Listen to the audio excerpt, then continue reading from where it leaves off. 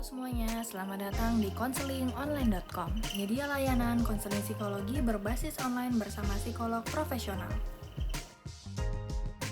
Jangan lupa subscribe dan nyalakan lonceng notifikasi ya. Di video kali ini kita akan mempelajari tentang learned helplessness, mulai dari pengertiannya hingga cara mengatasi learned helplessness. Yuk kita mulai dari pengertian learned helplessness. Pernahkah kamu menghadapi sebuah situasi di mana kamu merasa bahwa kamu tidak akan bisa melewatinya ataupun menghadapinya? Hal ini merupakan contoh dari learned helplessness atau ketidakberdayaan yang dipelajari.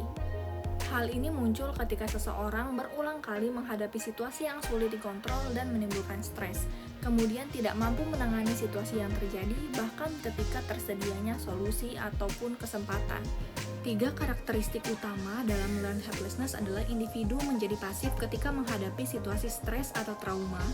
Yang kedua, sulit mempelajari respon yang dapat mengendalikan situasi tersebut, serta mengalami peningkatan stres yang cukup intens. Terdapat beberapa faktor risiko yang membuat individu menjadi lebih rentan terhadap learned helplessness.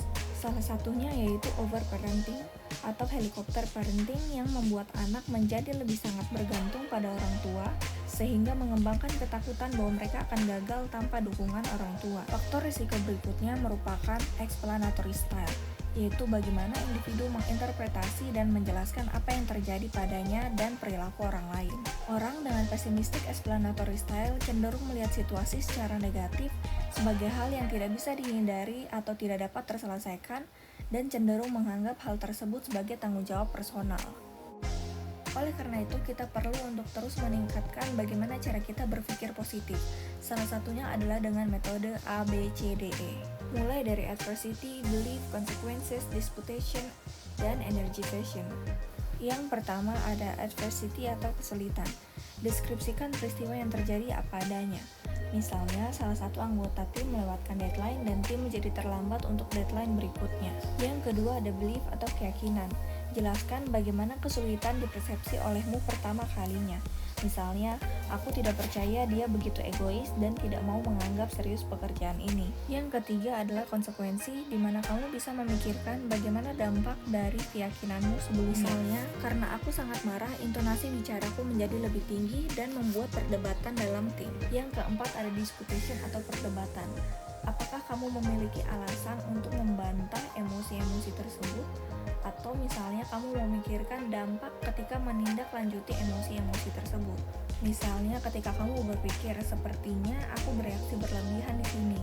Mungkin saja dia memiliki minggu yang berat ketika mencoba menyelesaikan pekerjaan ini. Dan yang terakhir adalah menyemangati diri sendiri. Tanyakan pada dirimu apa sih yang berbeda ketika kamu melakukan ataupun menangani situasi tersebut dengan cara yang berbeda. Kemudian apresiasi usaha-usahamu dalam melakukannya.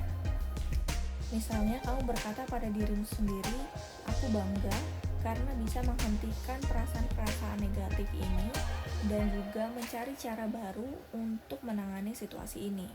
Jika kamu atau orang terdekatmu mengalami tanda-tanda learned helplessness dan sulit untuk menangani situasi tersebut, kunjungi kami di konselingonline.com atau hubungi kontak yang tertera ya.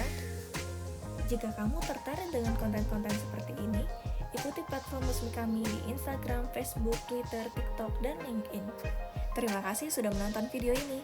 Jangan lupa like, komen di bawah, dan share video ini jika bermanfaat, dan subscribe konselingonline.com. Karena layanan konseling profesional yang efektif dan fleksibel hanya di konselingonline.com.